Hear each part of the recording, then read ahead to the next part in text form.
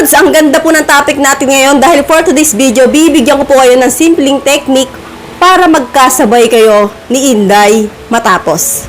So alam ko, karamihan sa inyo mga lalaki, hirap na hirap magkasabay kayo ni Inday. Maraming gusto na sumabay pero hindi nila kayang gawin. So kaya ang nangyayari, minsan nauuna kayo o nauuna si Inday. So mas masarap nga naman mga Lods kung sabay kayo makakaraos ng partner mo. Nandito na lang po tayo sa usapang pangkalibugan. Kaya po kung hindi ka po open-minded, hindi po para sa itong video na ito. At kung open-minded ka, stay put ka lang dyan. Sisimulan na po natin kagad yan.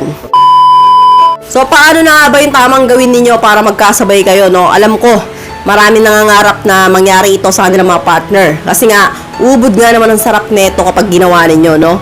Una-una, Lods, no, kapag po kayo ay nandyan na sa buratsyahan, no? Buratsyahan, nagsimula kayo sa head hanggang toe, no? Mula ulo hanggang paa, labi, pababa. And then, syempre, magbababad kayo sa pet shy, Inday, no? So, napaka-importante yan talaga na nandun kayo, nakatutok. Kasi andun po talaga yung libog ng isang babae, yung kiliti namin, no? So, kapag binuratsya mo na nga po yung pet shy niya, and then buburatsya naman niya yung imbutido mo, no? Syempre, magsasalit-salitan kayo na parang wala nang bukas. So, magbuburatsahan kayo, magbababad siya sa saging mo, and then magbababad ka rin sa petsay niya. So, kapag basang-basa na yan, no? Yung talagang talap na kayong dalawa. Yung talagang parang nababaliw na kayo sa sobrang talap.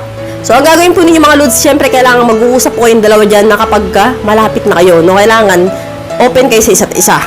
So, kapag yun na nga, pinasok mo na kasi yung butido, no? Jumejerjer ka na. Kapag ka nasa kaligitnaan ka na parang nararamdaman ninyo, malapit na. Ikaw, no, nararamdaman mo bilang isang lalaki na malapit na. Hugutin mo po muna yung imbutido ninyo.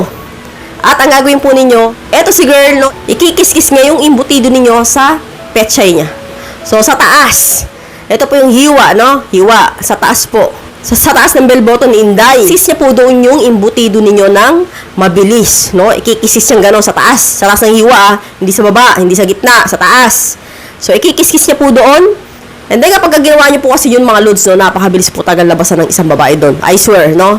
Totoo po yan. Ako, ginagawa ko po talaga yan. Yan po talaga isang sekreto ko kung gusto kong malabasan.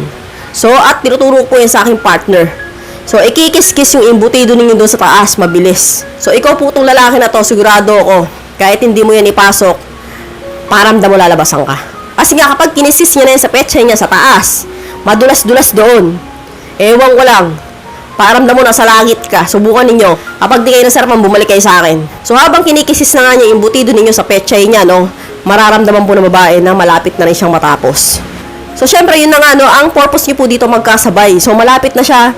So, malapit ka na rin. Ang gagawin po ninyo ay ititigil niyo po yun. Tapos, i-jerjerin mo na siya. Ipapasok mo na yung saging mo sa petsay niya. So, kapag pinasok niyo na po yung saging mo sa petsay niya, no, syempre, paano na nga po ay magkakasabay dyan, nakapasok ka na. So, ang gagawin po ng babae, habang napasok po yung saging ninyo ay hahawakan naman niya yung taas ng bell button niya. Doon po sa kung saan kiniskis yung imbutido ninyo, hahawakan niya po ng dalawang daliri at ikikisis niya yung dalawang daliri niya ng ganon. So, parang lalaruin niya yung taas.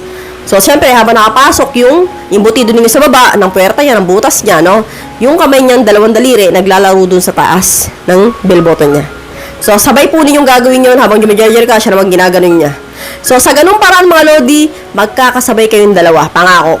So, syempre, habang ginejerjer mo na mabilis yan, bibilisan niya rin yung pagganon niya sa bell button niya. So, sa ganyang paraan mga Lods, sigurado ako sure ball yan, sabay kayong matatapos ng jowa mo. So, kapag nagawa niyo na yung mga Lods, bumalik kayo sa video na ito at i-comment nyo, done well, no? Na nakatapos na nga po kayo at para po masubukan din ng iba, no? Share nyo po yung experience dito sa comment section. So, hanggang dito na lang po tayo. I hope you learned something new in this video. More videos to come, so stay connected. See you again to my next video. God bless. Bye-bye!